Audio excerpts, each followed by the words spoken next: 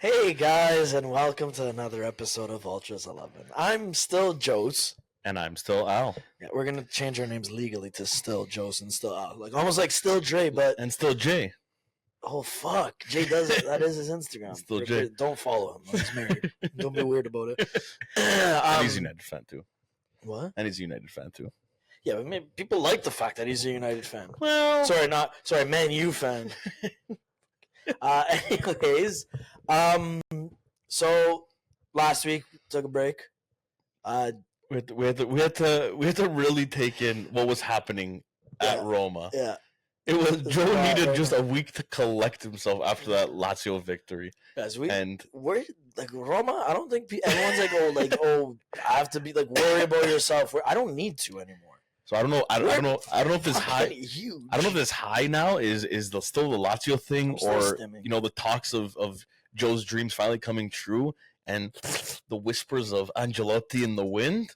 I don't know what's got Joe's corny right now, but it's one of those horny and ready. It's one of those two right there. Yeah, it's we'll just jump into keeping up with Jose and Al right now quickly. We're massive, still massive.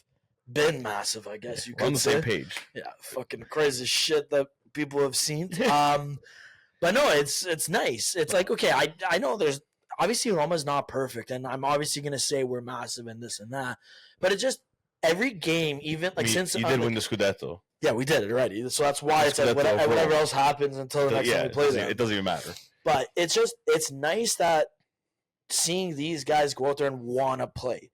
And it's funny, I have two buddies, they're Argentinian, and they watch Roma literally because of Paredes and Dybala. And so whenever Paredes and Dybala aren't playing well, they're the first ones to message me and say, what the fuck is wrong with your coach, blah, blah, blah. And it seems like the last 3 years or whatever has been a cycle of Paredes is, for some reason, he's phased out of the team. He's going to Saudi Arabia or back to Boca Juniors. Then somehow starts again. Roma go on a massive win streak type of thing that we're so back, and then Dybala doesn't get injured again. And I don't know if it's like like a testament to the coach and like it's something like that, but I don't know. Like there seems to be clarity with Roma, and I think that's probably the greatest thing I could say for us right now. Like even like the results, yeah, obviously they're great. We're winning games. It's cool. I love that. Makes me happier.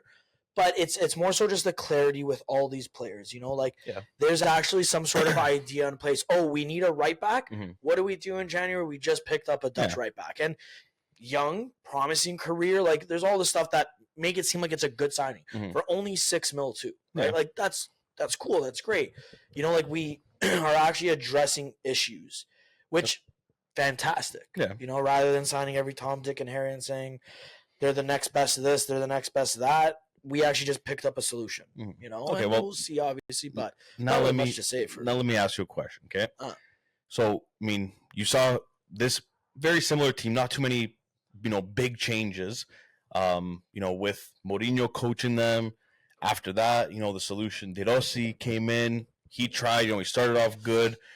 We know how that ended.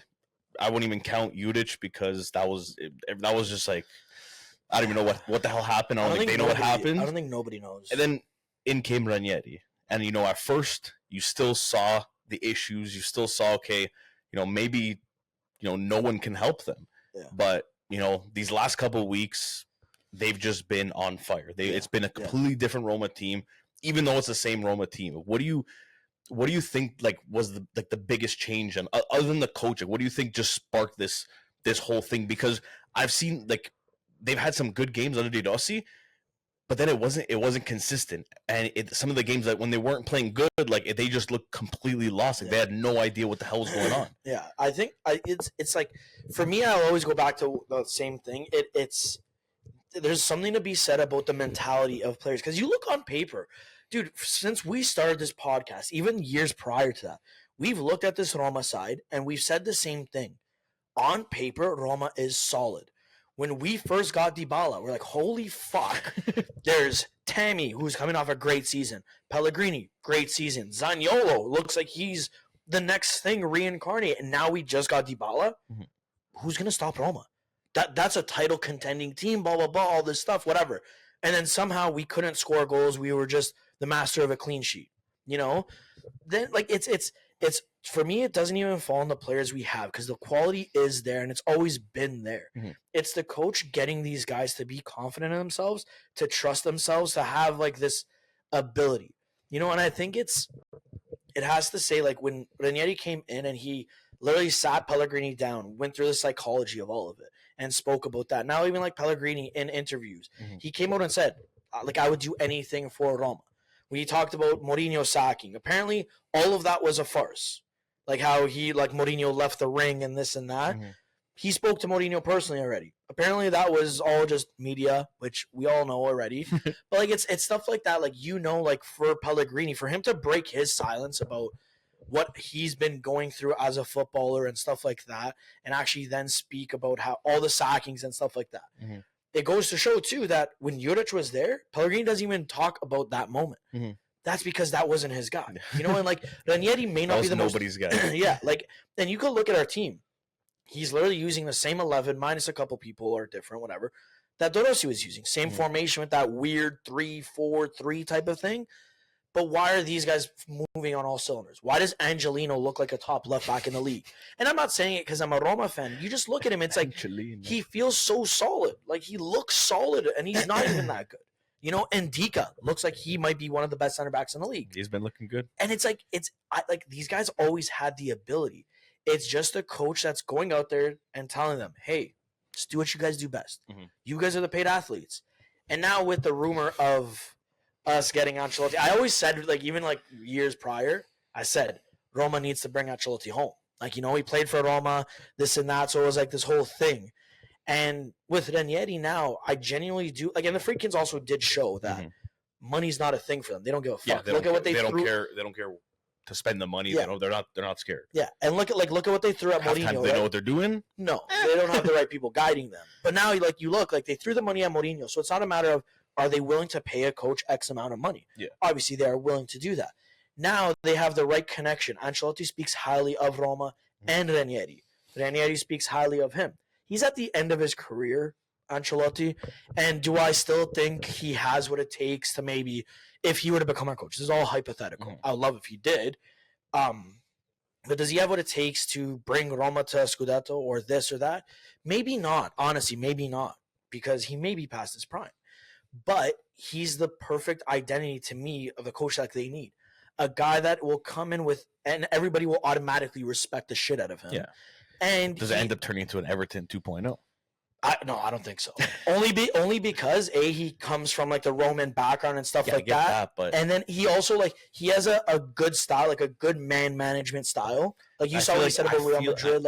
But I feel like looking at anxiety, by the way. Sorry, looking at like his past teams and victories, teams that he was successul with, they were always teams with great. Yeah. Players. Oh no, of course, and that's why I'm saying it. That's my only fear is that not to like Roma. They have some great players. They have a lot of, good players, and they have a lot of guys that just, they just do their job. No, agreed. And, him coming in, I get it, his background and everything, and he can teach these players a lot, but my only fear is just if he doesn't have the right tools and then they start struggling, if he'd be able to kind of pull it back together and actually do something successful with the team. No, and that's the biggest thing. And I feel like when you bring in a coach with such a resume, expectations change 100%. And it's like Mourinho, right? I'll say Mourinho. The expectation was, okay, he may not lead us to glory now, but he's gonna get us something. Yeah. First year, he starts off getting the Conference League, and I know, Conference League is a Mickey Mouse trophy. He still won something, but he still brought something to Roma, and that was massive for the fan base and everybody, right? Yeah. It was something to be a part of. And that's the thing, though. With Ancelotti, you bring him in, you also are bringing in some sort of expectation of success. Yeah, right. 100%. And that's what scares me with Ancelotti's arrival, if it happens again, if it happens. But I think as long as there's the communication of what the goals are and what this is and blah blah blah, I think Roma will be fine, and the fan base will be kept at bay. If he comes out and says, "I want us to be in Champions League," then that's where the expectation is, hey, he's going to bring us back to top four. You then see Ranieri, he's like, the goal is to try to get us back into Europe. Yeah. Right? So He's not Whatever it saying, is. let's go for the Scudetto, let's go do this, we're built for this. One step at a time. One step at a time, and I think that's what, like... Rome wasn't built in a day. Am I right? You know what I mean? Fucking gross again.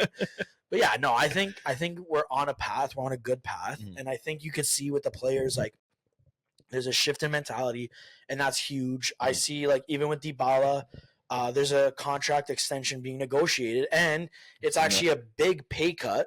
But it's like something like it's not a big pay cut, but it's something that works within the financial confinements of Roma, and it's like kind of stretched out type of thing, where it's like almost like he's being extended for 10 mil a year, but it's going to be paid in this way instead of like another way, right? And as long as Dybala obviously accepts that, that shows me a lot of things on his end. Like, he wants to be a part of the project. He wants the whatever. And I know Roma, we're dying for a guy like that, man. Like, we haven't had a guy like technically able like that since obviously the king himself. And it's like, you see that I don't want to lose him, but I'd also look at you and say I'd be willing to lose Dybala if it meant bouncing the books and being more complete. Yeah. Right. So if that's holding you back, like, I mean, you just, it's not as better just to part ways than exactly. Hold on Sometimes you got to sacrifice your rook in order, you know what I mean? Chess talk. You guys want to get him huge into chess. But yeah, no, I think stuff like that speaks volumes, and that's something that the team needs altogether. And I don't think you'd have seen a response like that from Dybala or anybody if this was a couple months ago. Yeah. You know what I mean? Like, I think that's what Ranieri's getting. It was a completely different. You know, he's getting people to play for the badge, not for the name. And, like, that's what Roma was always built around. We were never I feel like that, and that's what they were missing in recent years, was a lot of people were just trying to play for themselves rather than the team and the bigger picture. Yeah, and, like, I get it, man. I'm not going to look at you and say I'm stupid and I think Roma is always a contending team or blah, blah, blah. Like, no, we've always been a side where, like, we are the step before the next step, you know? Like, we sell players to Barca and Bayern and Juve. And you're the step before the last step. Yeah, you know, like, obviously I wish we could change that narrative, but to do that is we got to roll through the punches. You know what I mean? 100%. Like, look at Atalanta now, right? Like, they rolled through the punches. Are they going to be the team that is now talked about as, like, a championship winning side consistently? I don't know, but they were seen as the next step. Yeah. And now look at them. Now they're competing for first place, which is huge for them. Obviously, Roma's fucking crazier than Atalanta, but I got whatever. One more question now about Roma. So, obviously, we know, okay, after this season, Ranieri, he's not going to be coaching. That's already a known thing. He's going to be stepping into a management role. This new coach, there's obviously talks about Ancelotti. If that does not happen, who would you like to see them bring in? Not who do you think is, realistic? Obviously, keep it realistic. So you're not fucking Pep Guardiola, but Pep Guardiola, because he played for Roma. Okay, someone that you want to see in that spot. Honestly, man, if you're not gonna go with a guy like Ancelotti, I would be looking at somebody that has an emphasis on developing with bright new ideas, like a younger coach in that regard, like, and also has an emphasis on our youngsters, right? Like, you see what we have coming up. All these youngsters they're not to the level of certain youngsters. Obviously, they're very raw, but you could see that raw ability. If you fine tune it a little bit, they could become something. You see what they become. And so if, like, I honestly, when we were linked in between De Rossi and Ranieri, when we signed Juric, when we were linked with Edin Terzic, I was actually kind of okay with that because it worked on Hummel's behalf. You know, he knows how to get the best out of Hummels, and I think he is definitely a leader we need to be emphasizing a little bit. And he does very good work with young players, with outcasts, with stuff like that, right? So, like, he's definitely a name that interests me. A guy even like Gasperini would be too hard to lure out. It was just one of the names we are linked with or were linked with, and that's one of the names I'd be content with, again, because you see what Roma does with the flipping of players and this and that. Like, Atalanta does that. So if you could have another coach that he's kind of accustomed to that can adapt to it, you know what I mean? As well as he does now. Exactly. Those first couple of years with Atalanta, when they would start selling their stars, like, you notice that drop. Yep. But in the last, 3-4 years, they've kind of slowly been building back up to that, and every year they're losing somebody that's a big part of that team, and it's almost like they're getting better. Or like they look like nothing's even changed. Yeah, exactly. Like that's honestly what impressed me the most about Atalanta. And that's why, like, a guy like Gasperini, like, I would like a coach like that too. I know he doesn't really fit the description of young, but he's a guy that knows how to roll with the punches.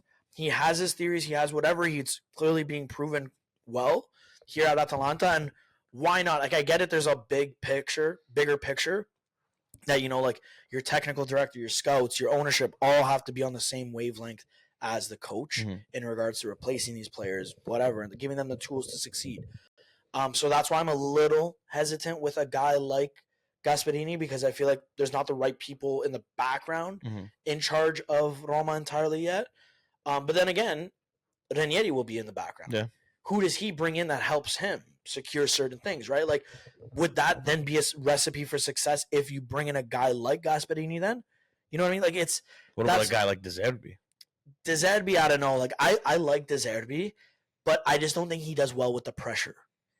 And you saw, like Brighton isn't a big team, and he obviously did very well with Sassuolo and other teams, and he had Brighton playing beautiful football.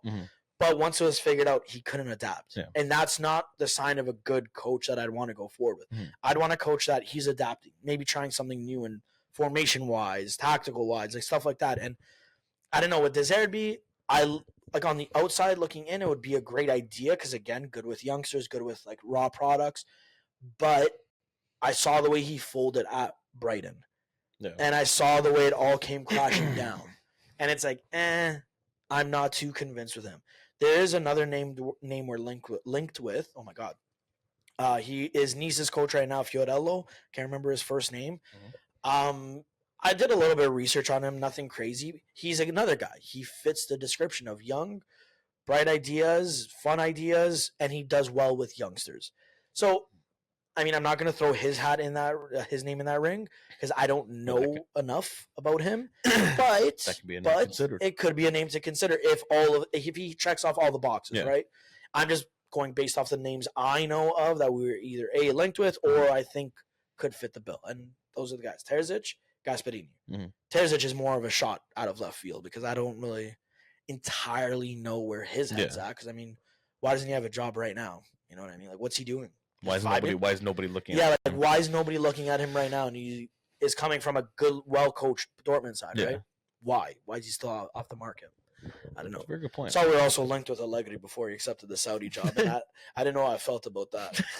I was happy because I do love Allegri, but it's also like, are we really ready for Allegri? Like, really ready that's for a strong-minded coach. Mm-hmm. Like, Dybala probably left Juve because of Allegri. Yes. So, you really want to do that to him? Probably heard that and was like, no. Maybe that's why he was linked to leave multiple times. But if you guys fucking Allegri, I'm out of here. Yeah, I don't think that's. Thankfully, he's off the market. Yeah. He's going to Saudi and getting a payday. You get his payday. You do what you got to do, and then you come back stronger. Yeah. Jokes. But I don't think he's coming. Yeah, back. That's really it. Let's talk about Juve. I don't want to talk about Roma anymore. So we're talking about the other fucking massive team in the league right now. Loses to Milan in the Super Cup. Just do it. Just to show them, hey, we felt bad. Dude, we have to give him a little bit of something. I know. Conceição's first game. His son at the beginning of the game, he's like, I hurt my leg. He's like, I can't play my dad right now, so I'm gonna sit out this one. Yeah. And then you were like, okay, fine. Well, we'll give it to him. This will be our gift. Gave him a little bit of that false confidence. Yeah. And then this weekend we fucking big dicked him. Yeah, good. We didn't give him fucking dude. Oh my god! If anyone wants to talk about Leao ever again, I've never seen a player that has to be off that team more than him. Yeah. Like in the summer, even now, I consider fucking getting if you can get something for him right now, sell him. Get rid of him. Like, dude, he makes that team worse. I mean, good for us because he was horrible. And even Theo, dude, McKennie, when he went home that night, he emptied out his pockets. He had fucking Theo and Leao in both of his pockets. He somehow kept those guys doing nothing. And McKennie, we're talking about, my ranching. Who last year there was literally videos everywhere when we played Milan, and I believe it was Leao that cooked him, but literally did that fucking move, burst down the wing, and like McKennie was he was still there. He didn't even know where the hell he went. Dude, to this weekend where McKennie, honestly, he's been one of our top 3 players so far this season. For how much he's adapted to any position that he's being called upon, he's been honestly, I would say a top 3 player, if not top 2 player this year for us. Like he's been, I honestly, he shut a lot of fans up. Yeah. There was, a couple times like when we were just trying to get rid of him this year, honestly, I wanted to keep him more than last year. When he came back from Leeds, I was like, man, he couldn't do fucking anything there. He hasn't been looking good. Like, he's overweight. Like, just fucking get rid of him. Then after last season, when he was just putting in some games where he was looking like prime Pirlo with how he was picking people off, I was like, you know what? Maybe as depth, if this guy, decides to stay and maybe not want more money, I'd do it. Yeah, it's not a bad position to be in. Now I would offer him an extension with more money. Yeah. With my eyes closed. Like, he has been such a good player. Like, yeah, and he didn't start the season that he was starting every game. He was coming on as a sub, and then after injuries, he ended up finding a way through the team as a fucking right winger, as a left winger, as a left back, a right back. He's played everywhere on the field. Now, do you think that that's credit to Weston McKennie himself putting his head down and just working, or do you think that's credit to Thiago Motta for I think it's actually giving him the chances, saying, you do what you got to do, King? I think it's honestly a mix of both, because you've seen McKennie when he was doubted last year. I feel like he put his head down, he worked, and every time when he came either on as a sub in a game or he started a game, he was putting 140%. Like, you just saw how much he was running. He wasn't stopping. And this year he's gotten even better. And now he's being tested. Like, last year it was like as a center mid, or Allegri would play him as a right mid some games. And everyone was like, what the fuck's this guy doing? And he still played good there. And Allegri's right mid isn't a real right mid. It's more so like a right center back for some bizarre reason. Yeah. So, and like you're being asked a lot, and he was still playing well. Now this year he's playing as that when he played left back that first time, I was like, okay, this can kind of like go like 50-50. Like, it can be really bad or really good. And he played one of his best games that first game when he played as a left back. Now last week against Atalanta he was playing as a winger, and then now this weekend he was playing again as a winger. And he honestly, dude, I'm like lost for words sometimes. Like, when I watch him play, just because like he doesn't do like anything fancy, but just he's such a smart player. Yeah. And like, I didn't think I'd ever be talking about Weston McKennie. And like, when we first signed him, I was amped. I got his jersey. Like, I love McKennie, but he made me eat my words plenty of times. And I give it to him, man. I'll give him his flowers. Like, he has been phenomenal this season. Yeah. And it's a pleasure to see, because I feel like for so long we've just been like, with Rabiot. He was there, he was doing well. Okay, he extended, you think that, he wanted to stay, and like, he liked the team, but just the way, when I see like McKennie and like Thuram and like the way they play and just how much passion, like they don't fucking stop all game, you see like, okay, these are the players that we need. Locatelli against Milan, he was my MVP. I know Mbangula won MVP that game, deserved that MVP, because he was another guy that was amazing. Yeah, but Locatelli, man, the way he covers that field, the way he moves the ball and just bosses that midfield, I don't give a fuck what anybody says. Right now, he is the greatest Italian midfielder right now. Bold. In that position. Okay. I was gonna say. Hold on. I'm not gonna compare it to like an attacking midfielder. Even like still, okay. I'm not gonna compare it to like Pellegrini or anything. Yeah, even though he's way better. He still is better than him. I think a better season in total. Shut up, Joe. But who's better than him right now?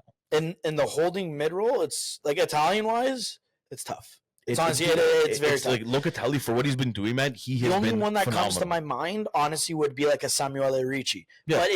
But like when I see Samuele Ricci, I think he's more technically gifted than Locatelli. Yeah. But he's not as mature.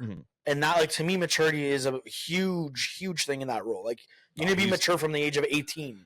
He's been really stepping up ever since he's gotten that captain's band. He has honestly really been showing that he can be a leader for this team going forward. Like, we're a super young team, and he's not old. Like, he's not in his 30s, but he's showing that he has the experience that he can be a leader for this team going forward. And honestly, like, our midfield, I've never been, going from last year where I wanted a whole new midfield because everybody was just like, they were just so mid and average, to this year, man, where like I don't even know. I feel bad for the coach, because like I look at it and like even Douglas Luiz, his performance against Atalanta was okay. I know they're not saying much, but for sure his best of the season.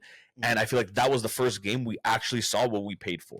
Yeah. Like the way he played that game and controlled, like because Locatelli wasn't there, he controlled that whole game, and I honestly, he played a perfect game. Like there was I don't think there was one time I looked and he, fucked up, or I looked and I was like, oh fuck, man, come on, like you can't be doing that. Like everything was going right for him that game, and I'm happy for him. I know there's talks now about, now Man City might be. I think it's all just fucking bullshit. I think he's good. Like there's no reason for him to leave. And that's I mean, right now I think our strongest point is our midfield. Yeah, no, I'd agree. Like at one point I would have said your D because like are D still up there? But you need Bremer in there. You put Bremer in that backfield where you have Cambiaso, Bremer, Gatti, and Kalulu. You're fucking solid. Yeah. Like, dude, that like you saw at the beginning of the season, no one could break through. Yeah, we were a tough team, but with Bremer going down. I'm loving seeing now his post, like his recovery. Now I can see him getting fucking stronger and stronger every day. It's making me so happy. I hope he's back so very fast because I fucking miss that guy, man. He is a fucking another. What do you mean? You don't like seeing fucking Danilo? That loser. Danilo's gone, man. He's going back to Brazil. Good, get rid of him. Going to but you mentioned Cambiaso. Yes. You mentioned transfers. Mm-hmm. So I have to ask. Yeah. I hate to ask because this hurts me as well. I know you guys are actually now in a better position with that. Last I checked, there was rejected. Yes. But there was an offer from City for, what was it, 65 mil? 65 mil. Pretty No. Cute. So there was no official bid. Oh, okay. But that was apparently like the number they had mentioned when they were talking. Now, we're going to speak in a hypothetical universe here. We're not going to speak like it actually happened. Mm-hmm. But actually, it's a two-parter then. A, do you think a deal like that could happen? Like if City comes forward now and ups the offer to, let's say, 80 to 85 mil. Do you see Juve accepting something like that?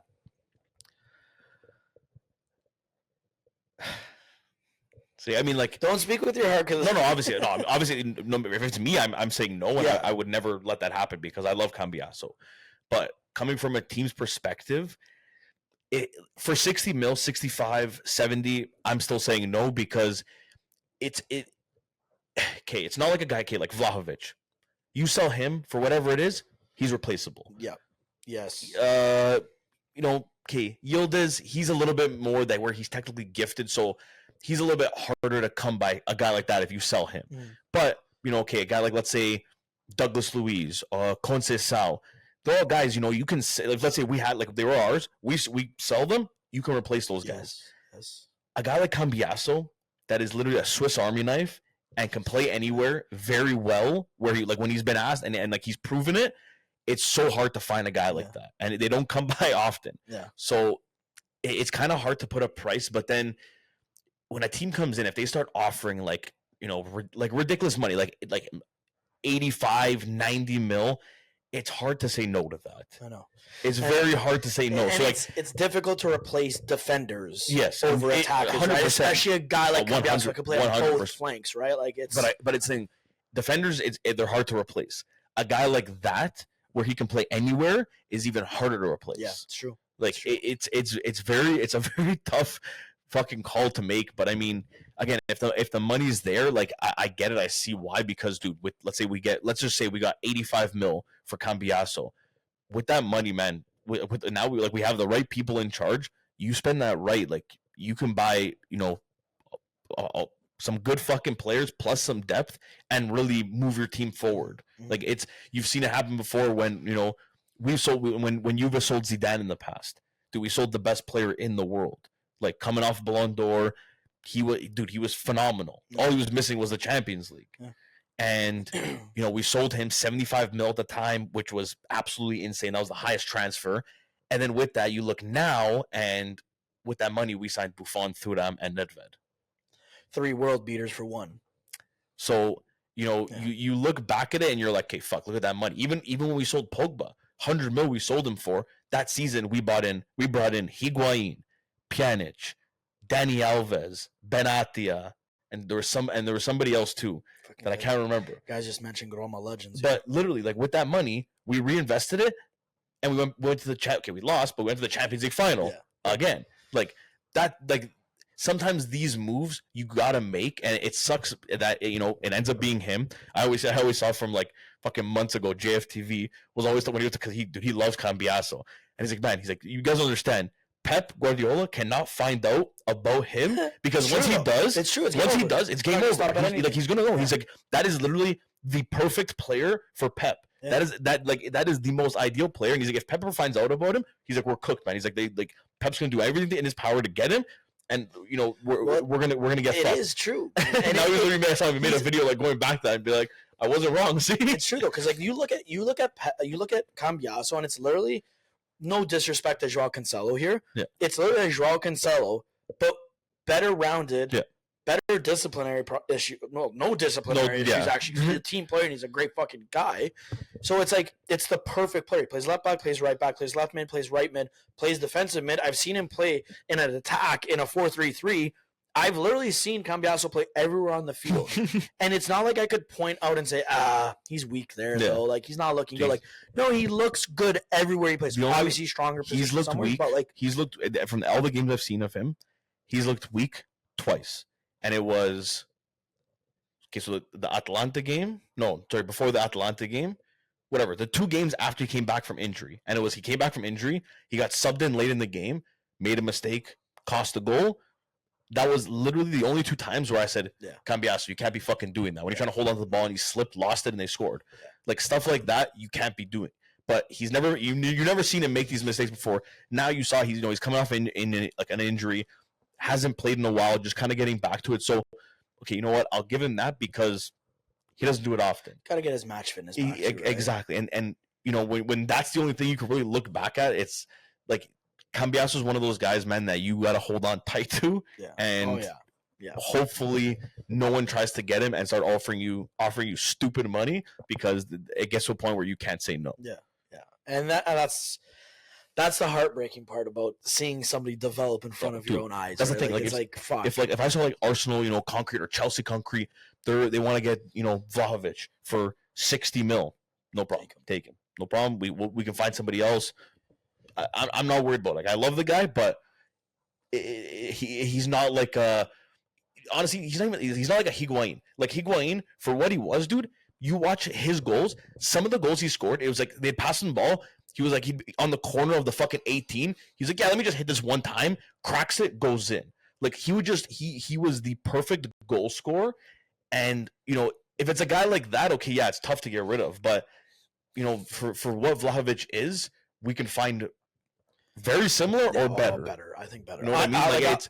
I'll even honestly say to you, you guys have heard me a lot forever. Whoever listens to this talk a lot of shit about Dovbyk, but it's like, now I'm starting to see value in Dovbyk. He's not getting the goals. He's not getting the results. Like, what y'all like said recently too, like how he doesn't celebrate his goals. Yeah. I love that, but it's like, he's actually impacting the way the play is being built up. He's actually contributing. He makes a difference in that way. And like, you see now when he doesn't play, you see that. Now, like, I'm noticing it with Roma. It's like, hey, you're not scoring, but I need you to play.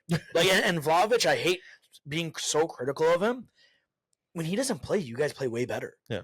You know, it's there's something to be said with that. And I'm not saying Vlahovic is bad. Gonzalez is that false 9, man. He's been looking good. But you know what I mean? Like, and I look at Juve, and this is going to be kind of like a question for you. But I'm starting to debate with Thiago Motta, right? Now, hear me out. Is Thiago Motta actually a good coach? Or does he know how to integrate youth and create a system? Do you know what I mean? Like you look at Bologna right now. Yeah, right? I don't know. He came there, created that system. I get what you're saying. Look at all those youngsters that came out of the woodwork. Calafiore was basically written off. Lewis Ferguson, Santiago Castro, their striker now. Like, all these guys were either written off, youngsters that didn't have a chance. He came in, put in this thing, and all these young kids looked amazing. You look at Juve now. Some of the players struggle with adapting, but you look who's thriving. Savona doing amazing. And Bangula, amazing. Like, do you know what I mean? It's all the younger kids. Like that, honestly, I genuinely think it's a mixture of both. Because, yes, he is very good at integrating these young guys. You've seen them. He's put in these guys for the first time, and I think three of them have scored on their debuts. Yeah, it's fucked. They're coming in and with these. And okay, I know we've been seeing that, you know, the last couple of years, especially with our next gen team, but you're seeing it the way he's doing it. I feel and integrating them, he's doing it a lot better than Allegri was. Yeah. Like, and I'm gonna cut you off. I see Savona as a Cambiaso. Yeah, the way like he's played in multiple roles on defense, and he's doing a good job at them. He just has to get a little bit more confidence in himself and when he does things, and not just like you see so many times like he'll get the ball and like if a guy's closer, like putting a little bit of pressure, he'll just lay it off instead of like Cambiaso sometimes will kind of fake the layoff and then try to take in the man. He'll beat the guy on and then lay it off to the guy's completely open. Yeah. So like you do kind of see that, but going back to with Thiago Motta too, you also see it in the system, and you know I'll say that because multiple times, you know, I've seen this Juve team. Okay, for example, because most recent against Milan, there was one play of the game.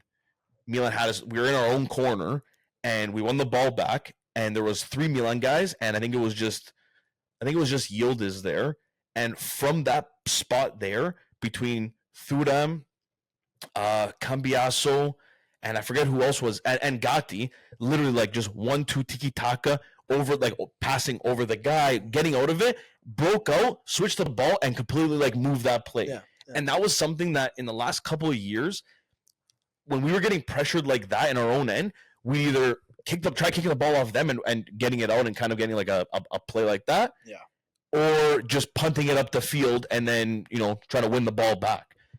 The way we're moving the ball now, you're really seeing, you know, I don't want to say like, you know, multi-ball, but you're really seeing the difference. You really are seeing that the way they move the ball. Yeah. It's like when Sadi came in. It's like at first, like everyone's like, oh no, where's this, you know, Sadi ball. But there was times where you started seeing like Juve break this press and they were getting through, and you're like, hey, fuck, like you never seen that with like Allegri. It was always just, you know, very stale, slow movement along the thing. Yeah. You see a gap, you try to break through quick on the one side, cross it in, hopefully you win it on a header.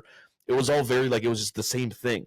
Now you're seeing the way that they're able to break out of this pressure when teams are trying to press high, trying to score or equalize or whatever it is. They're able to break out of those, and you haven't been able to see that with Juve, I feel like, in a while.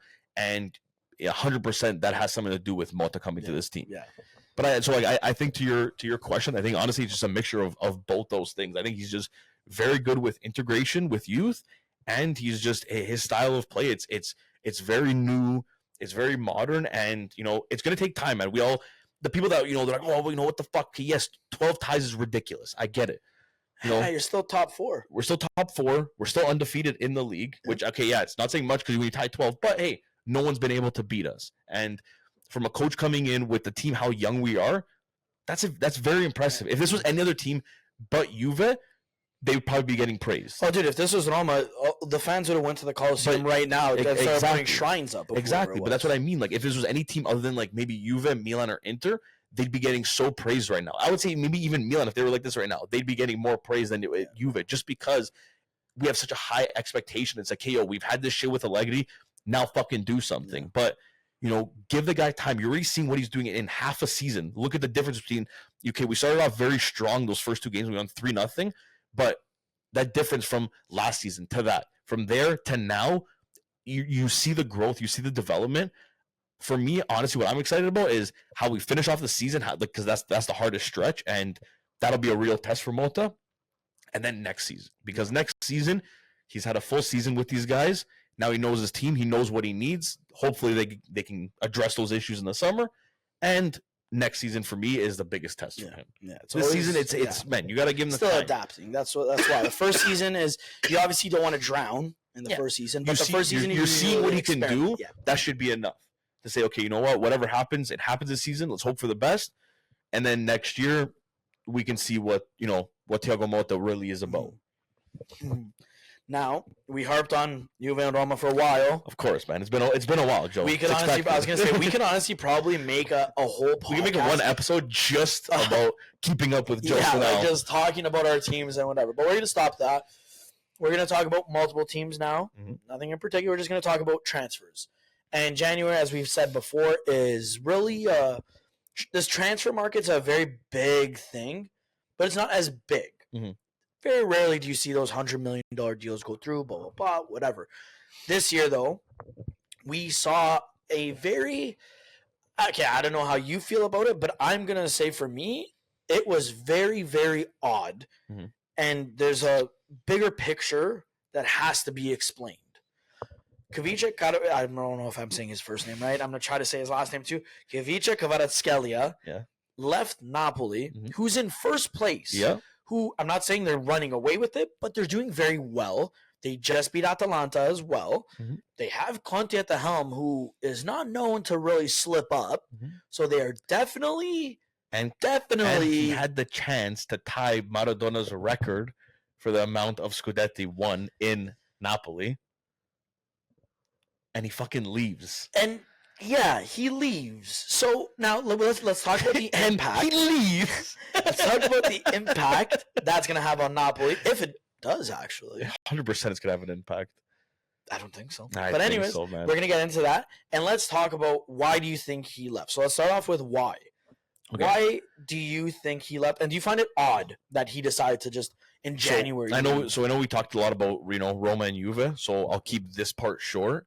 So the reason he left was, so imagine you go to your job one day and they're like, "Hey, so here's your contract that you're making $1.8 million a year," and then this other company comes to you and says, "Yo, come work for us. We're gonna pay you $11 million a year."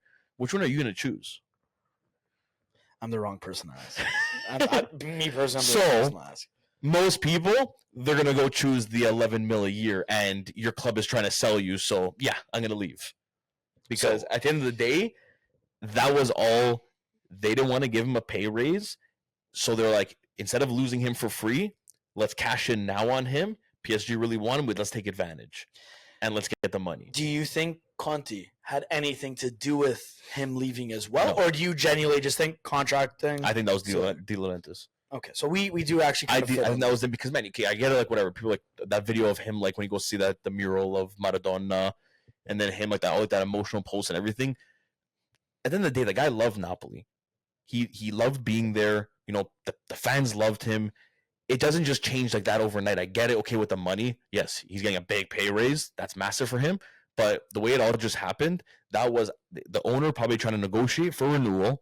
They lowballed, they probably offered him from 1.8 to 2 mil. He's like, okay, no, guys, come on. Like, I've done it now, 2 years. You've seen what I can do.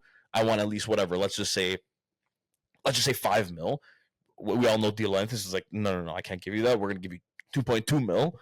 And he said, no, I'm sorry, I can't do that. So then he's like, okay, well, we're going to put you on the market. And that probably happened very quickly because do you think it's a known thing? Do you think Kvaratskhelia would accept 5 mil as opposed to 11 mil? Let's just say if De Laurentiis agreed. I'm saying I don't know the exact number him or his agent was trying to go for. So I know. I'm just saying though. Do you think we're not going to say the exact number, but I'm saying do you think he'd be okay with a pay cut? Okay, I agree with that. I do think you actually nailed it like right on the head there. I do think with Kvaratskhelia, he didn't want to leave. I feel like because he could have left in the summertime, man. Yeah. He was literally like, and so I did a little deep dive on this. That's why I really wanted to talk about Kvaratskhelia. Did you know he's the 170th most paid player in Serie A? Did you know Mario Rui, who was cut before the season started or whatever it was getting paid more than Kvaratskhelia? Really? Yeah. Did you know that Alex Meret... Okay, he's their starting goalie, actually, so I understand why he's getting paid more. But he got a pay raise. Kvaratskhelia didn't. Did you know his agent made it very clear to De Laurentiis, hey, we need to get paid. We have multiple offers from Real Madrid, Chelsea, PSG, blah, blah, blah, blah, blah. And De Laurentiis laughed. And then Conte came in, spoke with him, charmed him up, and he was willing to stay. Apparently, they were supposed to start contract negotiations in January. And De Laurentiis said no. And that's what not forced his hand. Imagine it could be a combination of just being disrespected. But yeah, so it was completely true. It's scumbag move. Obviously, there's probably more behind the scenes things. Like a lot of people are going to speculate. Oh, he didn't fit the system of Conte. He only has 5 goals and 5 assists compared to his year with Spalletti. Yes, but this is a thing we already know with Conte. It's predominantly defensive football you're getting, but you're getting results. Spalletti is free flowing attack. Yeah. We might get scored on 83 times, but we're going to score 85 goals. Yeah. Obviously, an attacker is going to thrive under Spalletti. So it was all known. Mm. And Conte doesn't look like a guy that shies away from anything. And probably sat Kvaratskhelia down and told him all of this shit. And he said, I'll do it for you, coach. Right? So I don't even think it had anything to do with Conte either. I think it was purely a contractual dispute. And I feel like that's going to be like one of the things that's going to piss Conte off, that he's probably going to resign at the end of the season. Just calling it now. Now, do you think losing Kvaratskhelia affects Napoli and affects their chances at the title? I mean, I genuinely think so. He was a big dude. He knew how to handle big moments. He's come up big in those moments. And yes, I know Napoli, they have, they still have Conte as a coach. They still got some good players on the team. But, I don't want to say he's a world-class player, but you've seen him do some world-class things. And, it's hard to replace a guy like that. And I know there was, talks about, Garnacho maybe coming in, but I don't think that's the right move, and it's tough to replace a guy like that, especially when you're a contender. Yeah. When you're they're in first place right now, trying to hold that. The second half of the season is very, very tough, and when you lose one of your best players, it doesn't make it easy. It becomes more difficult because who replaces Kvaratskhelia? Ngong? Politano, Neres maybe shifts over to that side. Raspadori. But that's the thing. Like, the only reason why it's okay, I've spoken to two Napoli fans about this, and they're kind of on different ends of the spectrum. One is saying, haha, he's a loser. He's going to end up like Lavezzi, Fabian Ruiz, and Cavani, how they just threw their career away type of thing, going to PSG or whatever. So there's that.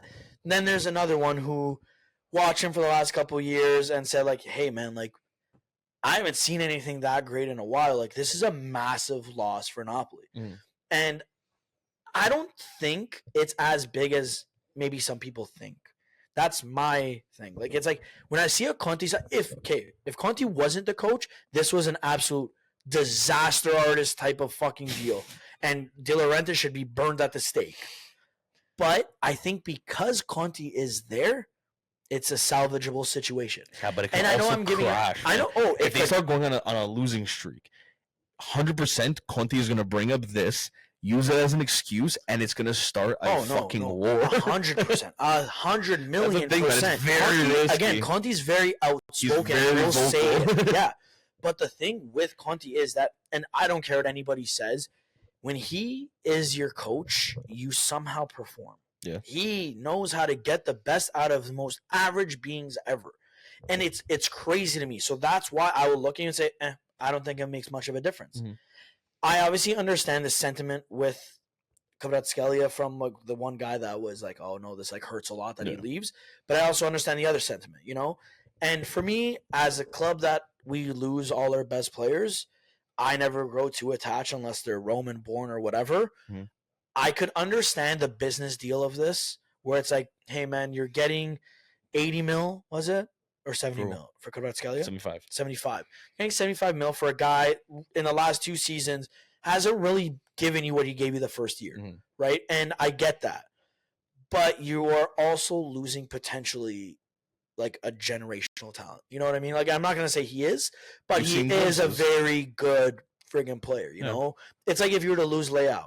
Now, I am not on Team Leao, but I do think Leao has potential to be generational. He does, but he did. But Cavada has still been better than, than he has the last couple seasons. I'd rather a guy like Kvaratskhelia over Leao, because Kvaratskhelia is a team player, and he's not selfish. So I love that about him. But if there was some tension in the locker room or whatever, we don't know the whole story. We talk about the contractual disagreement, but there could have been so much more that we don't know about. That nobody will say yet. If there was any sort of issue to lose a bad personality, not a bad thing. And also, what if he then continues with kind of like this average thing, and he doesn't do what he doesn't replicate the success of the first year? And Napoli, they won. You know what I mean? So it's a double-edged sword in that regard. Yeah. Like, I feel like I use that terminology. That's saying a lot. I mean, it's true. Like, you know what I mean? Like, it is a double-edged sword, and it's Napoli. Yeah. Also, they're the most fucking conflicting team I think I've ever seen besides fucking Roma. But anyways, even since we're kind of talking about PSG there, I also want to mention how much of a joke of a club they are, for the simple fact that they didn't know how many players they had out on loan. They reached the max with it, and then decided, hey, we're going to loan out this other guy to Juve, make it all go through. He's going to play that same weekend. Huh? I said, I'm glad you did this. Yeah, I changed it up a couple times. So I was either going Garnacho or talking shit about this. No, a couple times. No, because we were talking about PSG briefly, so I want to kind of stick on that. It's they're a fucking joke. The fact that deal was about to go through, and then they said, oh, hold on, wait. We didn't realize we reached the max loans that we can do at a time, so we got to chill for a bit. We're going to call one of our goalies back, and then we can finalize all of this. So if you don't know what Al's talking about, if you live under a rock of sorts or whatever the case is, Al is talking about KOLO MUANI. KOLO MUANI.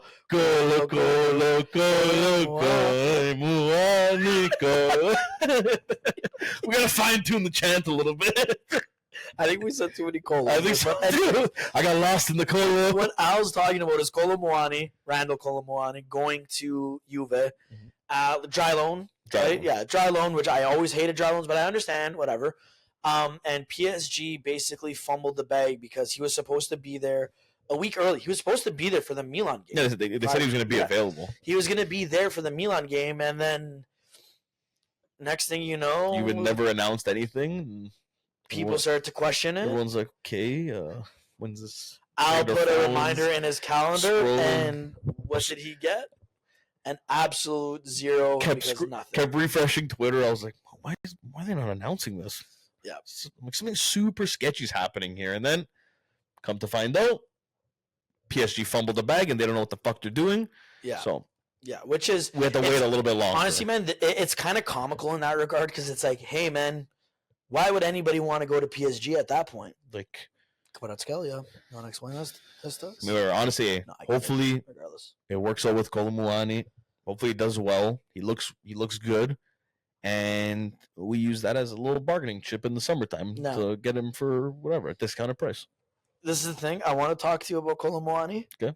But I don't think we have time to talk about KOLO MUANI. Why? Because it's back to Juve. We should have just mentioned that earlier. Yeah, I know. So can we talk about... Fine. Let's talk about two things. And then, you know what, maybe... We'll just talk about... Okay, yeah. I can't see the time. We'll leave it A. Because I'm still blind. Yeah, it's okay. Don't worry. We'll leave it at PSG's a joke. PSG's in shambles. They're mudded.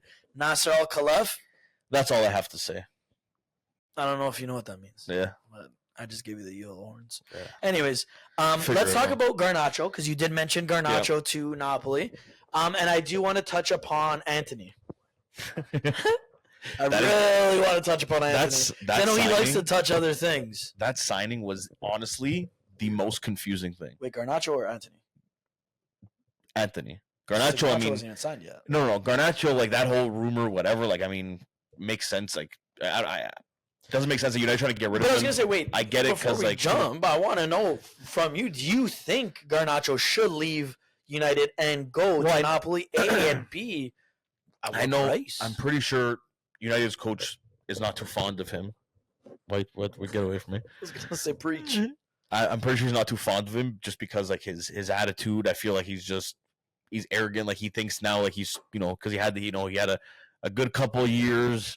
The Prem, they got great PR, so they really juiced him out, and he just feels like he's fucking Cristiano Ronaldo. So I just think that I think that he's just a bad nerd. Like if you think Kvara was a bad apple in the change room, I think he's. I don't actually. He's kind of that. No, but I'm saying. I feel like that guy's the nicest guy. I think he's kind of like that thing. So for me, it's not. I don't think it's a good signing. I don't like it. But I mean, I get why United's trying to get rid of him because of that reason, and now they kind of want to clear up those kind of players like Rashford, like him. That's why you're seeing them now on the market. So I mean. Yeah, I don't know. It's not really an upgrade for me on Kvara or even on the level of Kvara. Well, I think with Garnacho to Napoli, I think he's a very single-minded player. Yes. And he just cares about winning and himself. He doesn't care about winning. He cares about himself. No, but when I say winning, I mean like him being in the spotlight. Yeah. Like him getting that goal, him doing this, and him whatever. And it's funny because, again, I'm going to reference my Argentinian friends because they went on a tangent about how everything Argentina is sick, and look at Garnacho. Look, we're running the Prem now. This is when he just came about and started scoring all those goals. Oh my God, you wonder kid. Garnacho, I always thought was overrated.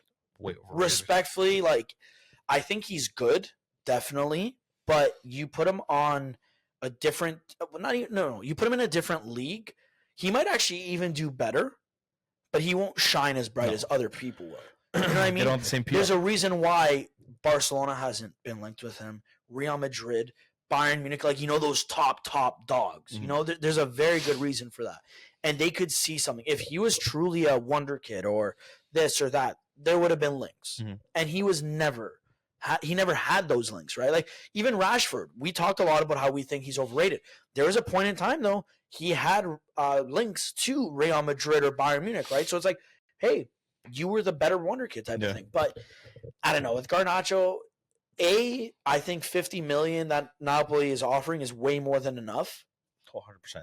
Because I saw, they have to double that. No way. No what the fuck chance. does he do on your bench?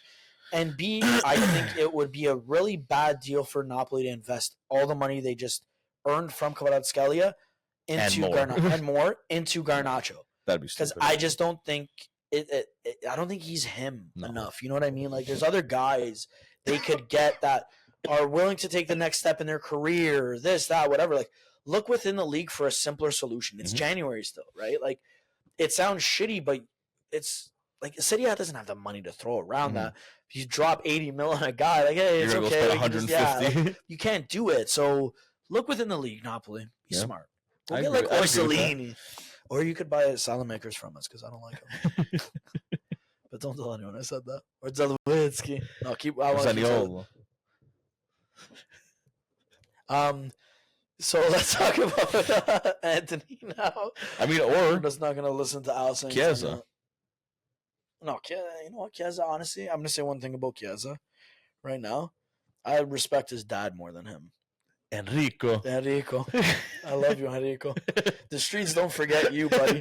Federico, on the other hand, you're an arrogant little prick. He is. I'm sorry. Should have never left Juve. You got greedy, buddy. Let's see what happens. Let's see what happens with him now. Yeah, and then he's gonna go back to Juve, and then you guys are gonna twerk for him. I already know. Yes, my boy! I see it coming already, guys. He goes back to Juve, and every Juve fan, he's home. That's why he's doing well. He came back home. It's already laid out, guys. It's already laid home. That's it. Or goes in his vengeance and he goes plays for Inter. He comes to Roma and we get Fratesi, and then we just win everything in the world. Inter, stop playing hardball with us. I don't know what the problem is. You can take Cristante for free, and we'll still pay 35 mil for him. Cristante and 30 mil for Fratesi. But still say no. Sir, we just wanted your 45 mil. We don't want Cristante. Okay, no. 45 mil Cristante for him.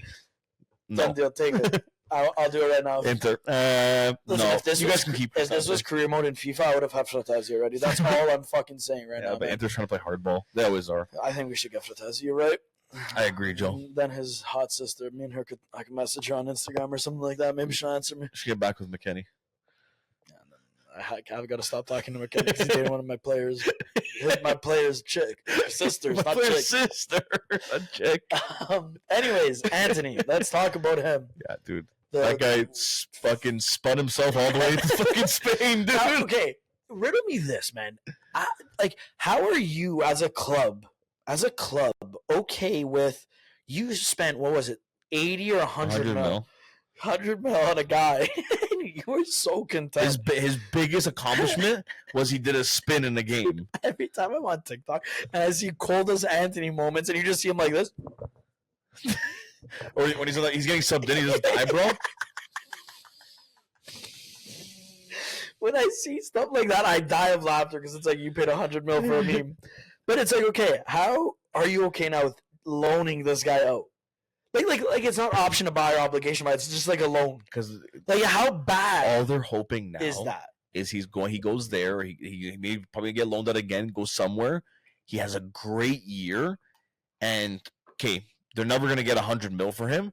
But a team actually looks at him and says, "Yeah, you know what? Let's pay. Let's try to offer maybe 50, 60 mil for him, and they can get something back. Because right now he's probably worth about 5 mil."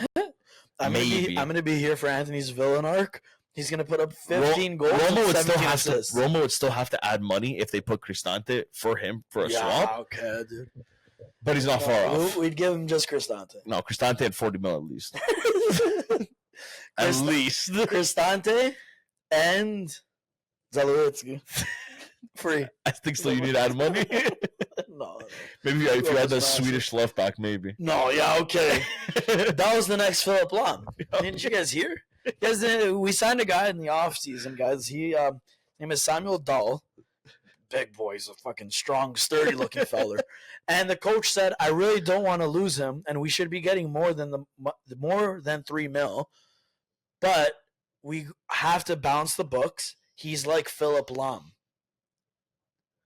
All right, guys. On that note, he's been on the bench, and I think he had 7 minutes. I think you guys are trying to sell him now. Loan. Because Ranieri knows though. He's like, Something's there. He knows that Joe wrote him and has 95 pace on him right now in FIFA. This guy here, he's like, I see the Philip Lahm in him, but I need him to go out play with another team. No. He sees Philip Lamb, like the lamb. Oh, yeah, like his sheep, cousin, goat, whatever. Yeah. Philip Lahm's cousin. Yeah, Philip Lamb. Lamb. Yeah, Lamba. Yeah, with the B. like Lambeau Field. No, that's French. I don't speak French. But yeah, you know what? Let's go back to KOLO MUANI, or no? You just said French. You just said French, and I feel like you're alluding to something like that. What am I? No, dude. I'm over that, dude. But fuck PSG. Yeah, that deal just pissed me the fuck off because of that. And if we get him in the summertime, he better be free because they owe us now. Yeah, okay. Why would you're not gonna get KOLO MUANI? You know what? Actually, I do want to say one thing. I feel like KOLO MUANI really fell off, but people forget. Like, I think he fell under the radar because he was at PSG. No. Like, he's actually fallen off. Like, France, he sucks with now. Yeah, okay. PSG, he was. Everyone forgets if it wasn't for Emi Martinez's leg, he won the World Cup. Yeah, exactly. His leg came up massive, dude. Nah, dude, give me a break. Eintracht Frankfurt version of KOLO MUANI scores. Actually, he was on track for that. Fuck. Dude, that was a great save. Yeah, you're right. His calf just extended itself. I'm not gonna lie. So I mean, you gotta give him that. With PSG, dude. Vamos Argentina. No one watches PSG. No one knows what the hell he's done. Kind of watch them. No, they're on Fubo. So like I watch. I know that they like I can watch them. I choose not to watch them. Well, I do kind of watch it sometimes. I also watch the Turkish league. I watch more Turkish league. Turkish league is kind of fucked. It is. Listen, I do enjoy it. I do enjoy a Turkish league game. The quality isn't so much there because like whatever, but there's anarchy. Yeah. It's kind of fucked, actually, man. Like, it's a blood battle. There's a lot of vicious things that happen, but I'm still watching my little goat over there. But anyways, Skujeko. What we learned on this week's episode: fuck PSG. Yeah. Vamos. Roma's massive. Yeah, obviously. Juve's massive. It's on my pants for a reason. You know what I mean? Ranieri is probably going to be the new mayor and pope of Roma / the Vatican. Did you not know that this year's Jubilee? Yeah, I know that. Because of Ranieri. Yeah. They said, fuck, our founding son has come home. They were going to cancel it, but then I know. When he came back as coach, they're like, no, we're doing the Jubilee. That's why. He actually opened up the door that hasn't been opened up. Fucking Catalina wine mixer! Ranieri's the catalyst for everything going on in Italy. Like, good things, though. Not Fuck, man. Don't fucking relate my guy to bad things. I gotta go see him when I'm there. Yeah. I'm gonna go talk to him. Same. I'll maybe bring him back here with me. I'm gonna go in September. You can have a chat with him. I love to talk to him. I love to just hug him. Fuck, poor guy. But anyways. Now Joe's thinking about hugging Ranieri, so I'm gonna end things off there. I'll start crying soon. If you guys haven't already, don't forget to follow us on TikTok, Twitter, and Instagram at UltrasXI. Don't forget to check out our YouTube channel and subscribe there. And we will see you next week. We'll hear you next week. Hopefully, Roma is coming off another win. Juve's coming off another win. Because we're fucking. You guys have 2 games too? Actually, I just realized. Club Bruges. We're playing in Belgium. Tomorrow. Yeah? Playing in Belgium tomorrow. Who do you guys play during the week? Probably a team that is you can't even pronounce or they're a fake team. No, they're real. They're in the Eredivisie. Oh, what team? AZ Alkmaar. If it's not Feyenoord, I don't care. No, dude. If we have Feyenoord, and Arne Slot. Oh, I'm the best coach in them. De Rossi has to talk to you, nerd. Guy fucking got digged down by De Rossi in his 3rd game. Loser! Guys, we'll see you next week. We'll hear you next week. Ciao. Take care.